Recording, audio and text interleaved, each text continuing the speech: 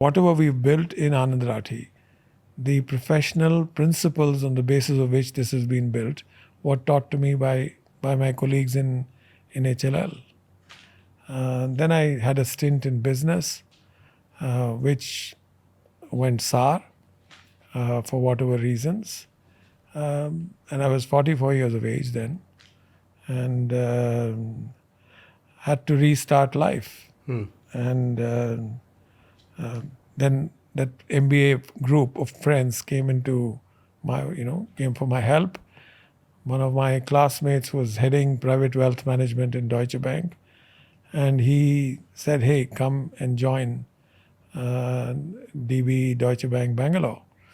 I was thrilled because I got a new start. I knew nothing. I didn't even know the spellings, and didn't know how to use a computer. And so I was thrown into this bank. And then I said, let me go and join a basic class of computers, which was MS Office.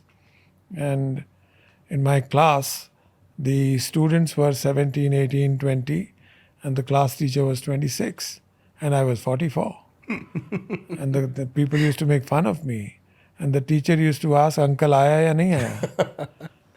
So I said, hey, either I get away from this because they're making fun, or I have to learn.